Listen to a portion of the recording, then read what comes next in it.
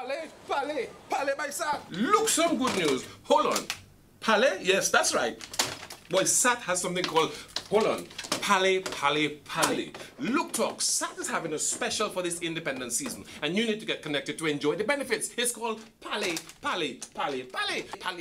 Once you set up and connected with SAT, you can talk to your mother, grandmother, great-grandmother, stepmother, stepbrother, stepsister, the whole step. Palais is so sweet with your connection to SAT telecoms, and especially when you get your internet connection, no hidden fees, no hidden charges. You get free SAT to SAT telephone connection. You also get free installation, and you get no charges on your talk time. And you get your telephone for free. Oh, baka pay, boy. You don't hear? Palais. Baka do. So you have at home your TV, SAT TV. You have your internet, SAT internet. And now, phone. Look at Palais. All your talk is sweet. Hello. Take advantage of one of SAT's 5 internet packages in our Palais specials. You can get the Breezy, the Warm-Up, the Maverick, the Jetstream, and the Warp Drive. Don't forget the Palais. These packages starting at $28.75. Palais. Yeah, don't forget from SAT. This independence season, don't forget it's happening at SAT. Palais. Festival, c'est manger. Tout le monde, manger. Mais SAT, c'est Palais. Yep, Palais. Yes.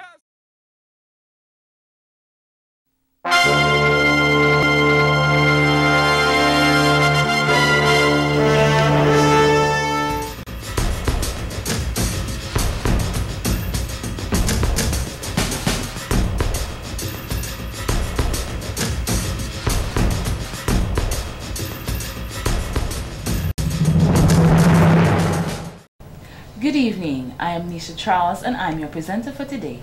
Thank you for joining me for SAT TV News. Among the major developments, Roseau Mayor calls for cooperation in dealing with city stench. Venezuela elected to United Nations Human Rights. Gaza returns deadly rocket fire on Israel. And in sports, netballers urged to take advantage of the association. Details of these and other stories after the break.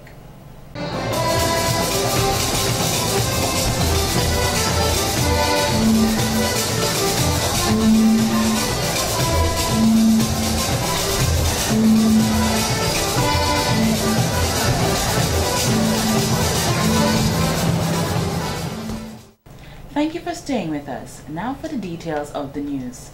The National Drug Prevention Unit launched their Peer Helpers program on November 14, 2012.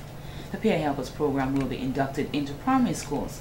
Ms. Jacinta Banes, director of the National Drug Prevention Unit, says through this program, students will assist each other to increase their knowledge about drugs and alcohol and their associated consequences. When you look around in our society, it is too evident to see so many young persons falling prey, particularly to alcohol. Right now, the trend is alarming. No wonder persons are asking, why is that Dominica ranked so high globally in terms of alcohol? But it doesn't take a rocket scientist to walk around, let's just say Roseau. To every probably 20 steps, there's a retail outlet. The density of alcohol in our community, is just too much. And we as the media, we need to do more, write about the issue. Grade 5 students who participate in drug education workshop with the National Drug Prevention Unit will volunteer or be selected to be members of the Helpers program. The teams will be monitored periodically and evaluated at the end of the year. Mrs. Helen Royer, Acting Permanent Secretary in the Ministry of Health, says the program will assist the Drug Prevention Unit in sharing information about drugs and to help keep the school environment safe and drug-free.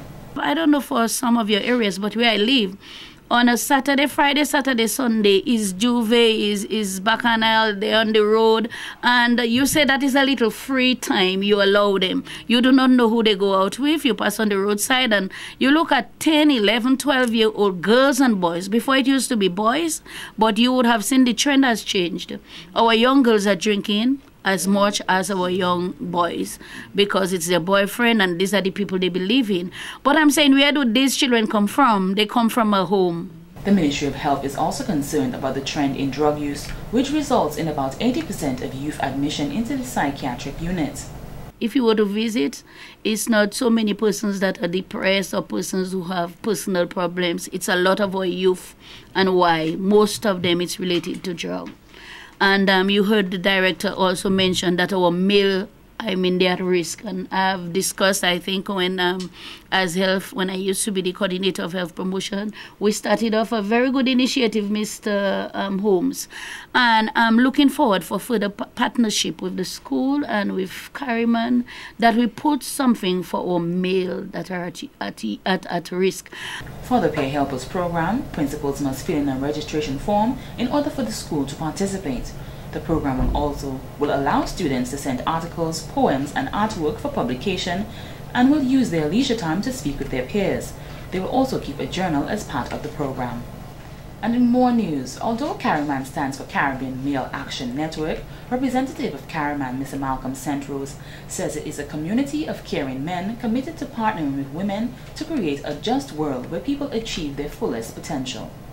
And to this end, our mission is to engage Caribbean men in the examination of existing beliefs and norms, the promotion of respect for diversity, the development of new paradigms and competencies, thus creating opportunities to negotiate new relationships in order to achieve gender justice, social harmony, and peaceful partnership.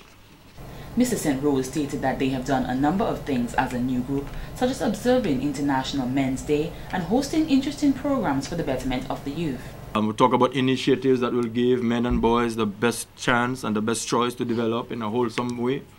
And I'm just creating an enabling environment for our men to develop as positive persons in our community and partners for change. Just last week, October 30th to the 1st of November, we had a delegation of men meet here in Dominica from the Caribbean region. It was the 5th regional Caribbean meeting or conference, and that was held at the Holy Redeemer Retreat House in Girardel. There are many interesting things planned for Carryman.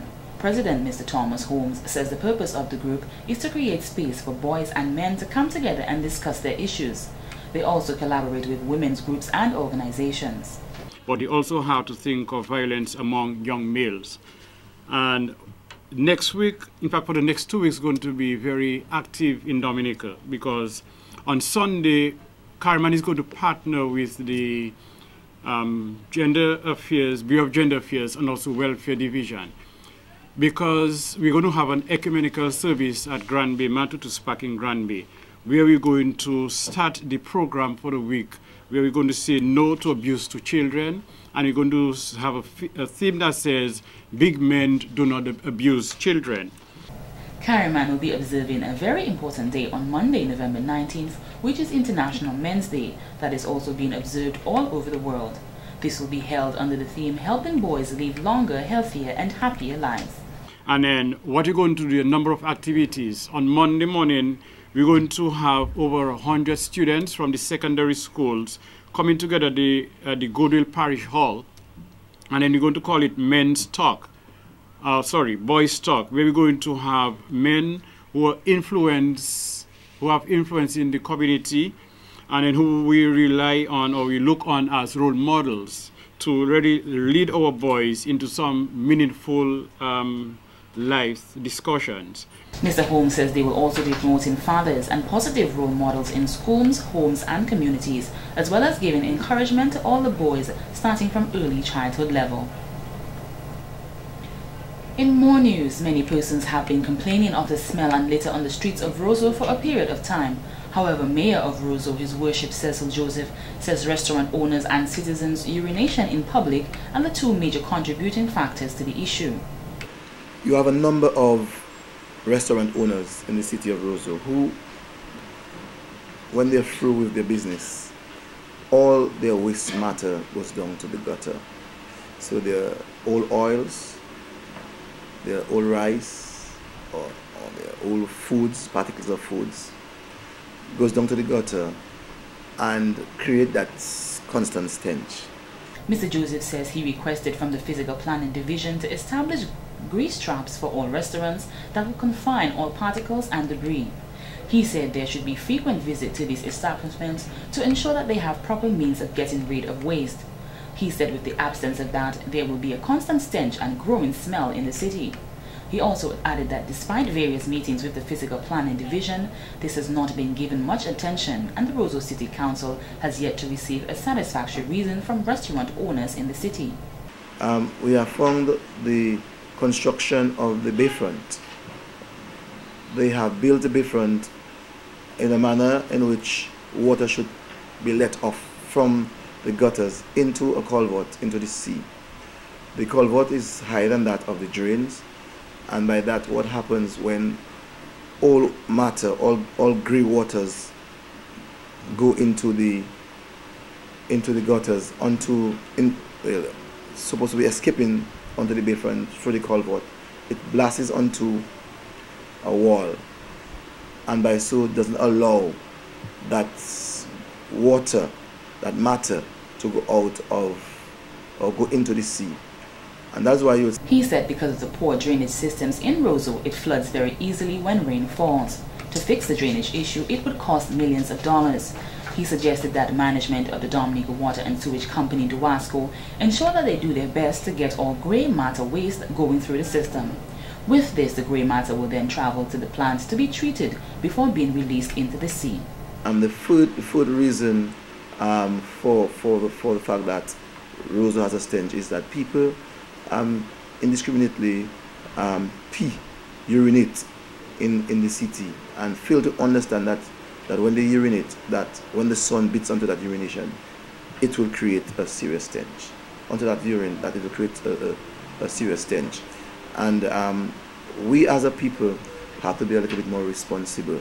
So it's not a matter that the city council has to take this and run with it, but it's a matter of all of us having to come together to deal with that issue. The mayor pointed out that a lot of people claim that there is not any public convenience. However, in the market area, it has about a dozen public conveniences. On Riverbank, there are more being manned by City Council, on the Bayfront and on Bath Road as well. The business houses themselves have public conveniences, and he is of the view that by requesting the usage of the public convenience, they will give the public the authority to use them. Mr. Joseph says streets such as Great George Street, Kennedy Avenue, Kings Lane, the Earl of Hillsborough Street and Cork Street are some of the streets in Roseau that contributes to the disturbing smell. He says throughout his travels to every Caribbean country, Roseau is the cleanest city in the Caribbean, and we all need to work together to keep it that way. We constantly found ourselves cleaning the city of Roseau through water. But what we have now done is to put a proper plan in place, where now, rather than doing 3 times or 4 times in a month, where we'd have done it once in a week, we are now going to be doing it 3 times in a week. So Tuesday, Thursdays and Saturdays, as of the 1st of December, the City Council will be hosing down the city as of 8 o'clock in the morning to about 11 to 12 o'clock in the midnight. So we have this plan in place with the hope that people recognize the fact that we are very cognizant that work has to be done, and we will do what we have to do, but also that while work has to be done, we are calling upon the citizens, we are calling upon the other persons who use the city, let us use it wisely. He says rather than make numerous calls to the Roseau City Council about the smell, they should make calls to the users of the city to make a concerted effort to refrain from the negative practices they do which causes the city's smell. He said unless this is done, we will all continue to have serious problems.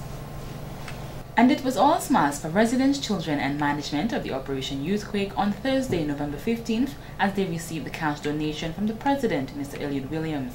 This donation came from proceeds of the annual President's Charities Dinner. Speaking at the donation, President Williams says he admires the work of the organization, which is challenging but good work. It is work where we attempt as a community to help others who for one reason or other do not have all the comforts that would ordinarily be accorded to you. It's a program as well where I know you assist those who have for one reason or other either had some neglected home or have deviated from what is acceptable behavior and found themselves at the courts, and you have had to be given another chance to make a better, to take that opportunity to make something better of your life. Mr. Williams pointed out that the children who were granted the second opportunity to be a part of society should be grateful for it and make the best of it.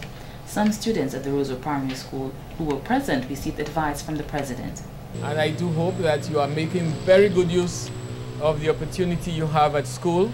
Believe me, this is going to be the best time of your life, no matter what anybody else says. And when your parents say you should go to school, you really should go to school, because it is the best time of your life. It is a time of your life when you have no bills to pay, because your parents pay all the bills. You see the lights go on, but somebody has to pay for that. You turn on the tap, there is water, somebody has to pay for that. Later on in life, it is no longer somebody else, it is you. So really make the best opportunity, make the best of that opportunity, so that later on you will be able to assist others, but more importantly, you'll be able to take very good care of yourself.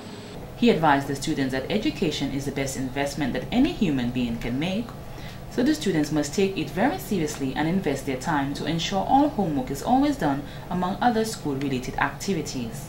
Let me again encourage you, small ones, to pay attention to your teachers, make the best use of the opportunity you have at school to learn, to work hard.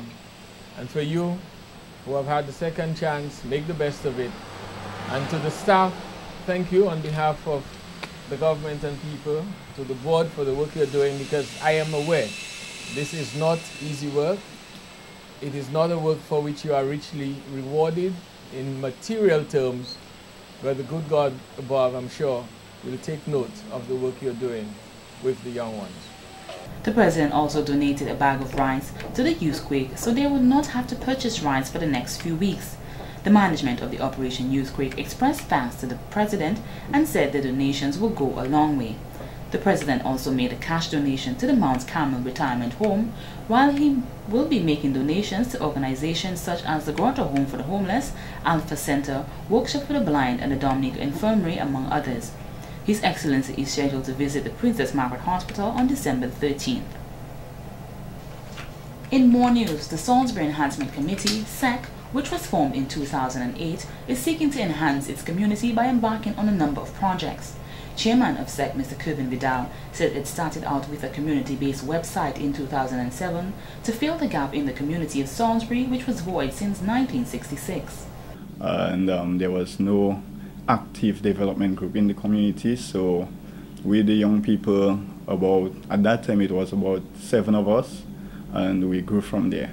So from our launching in 2008, August 2008 to present, we've been here organizing activities, projects, just name it, we do it in the community. And our most successful project thus far has been the most talked about Salisbury Reunion. After the huge success of the Salisbury Reunion, the group decided to embark on community projects that were more urgent. Due to recent reports and complaints by various sporting enthusiasts, SEC saw the need to provide quality sporting facilities and programs for the community.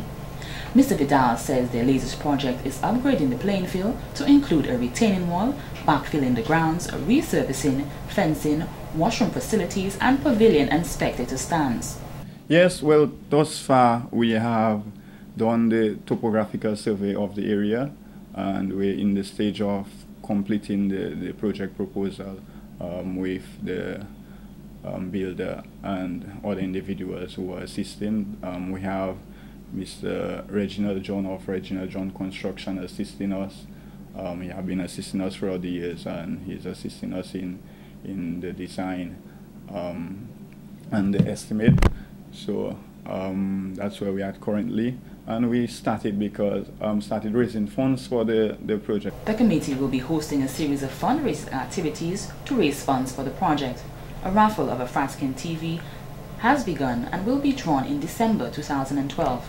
SEC is also seeking assistance from private firms, local and international groups, and the government of Dominica. The Salisbury Enhancement Committee and the Salisbury community is a body, if I must say that, don't just wait for outside funds to start a project. We usually do with what we have for the time, and then if somebody come on board to assist us, it's much welcome. The group is encouraging the general public to support the project and on fundraising activities geared towards its successful completion. And and many gathered at the ministry grounds for the Dominica Youth Business Trust exposition on Thursday, November 15, 2012. The DYBT is the official host of Global Entrepreneurship Week 2012 in Dominica, where GEW will be observed in over 50 countries across the globe from November 12 to the 18th, 2012. They are also partnering with various institutions to undertake the activities to observe GEW in Dominica. Student at Dominica State College, Ms. Herman Sabroch, demonstrated a booth filled with various high-tech links. And we have video games. You can come and play games in a free time. We have phone repairs, and we're still looking for much more ideas, seeing as to what the college need. So anything the college don't have as yet, we bring it into our business. So it's like a linkage of different businesses, hence the name High-Tech Links. So that's about it. And what happened there this morning, I guess it's just DYBT, Dominica Youth Business Trust, having all entrepreneurs from all around the country come and showcase what they have and what they all have to offer them. Ms. Sabroch says, speaking from a personal standpoint, DYBT's mentoring program is beneficial to the public, especially the youth. And if your child have problem in any subject, they can just come to us. It's one-on-one. It's students tutoring students, so you don't feel no pressure as in a teacher tutoring you. It's us tutoring them. So no pressure. You come in and we offering everything for them. So at the same time, it's basically a win-win situation. Vice President of Souls Enterprise, a youth organization based in the Northeast District of Dominica, Ms. Valerie Honore, had many local food products such as pepper sauce on display. Ms. Honore also believes that this event is an opportunity for the public to support young people. There were many items on display such as handmade arts and crafts as well as beautiful jewelry. Massage therapist Ms. Martha Cuffey had local products which she used on her clients on display as well. Ms. Cuffey added that coconut products are very useful for the body in terms of nurturing. Overall, the exposition was an occasion for Dominicans to display their talents, and it was a total success. And in court today, Mr. Royer George was fined $500 to be paid by the 31st of December or spend 2 weeks in prison. He was also ordered to pay $24 in compensation by Friday the 16th or in default sentenced to 1 week in prison after he pled guilty to stealing $250 from Portsmouth resident Mr. Gregory Brumant.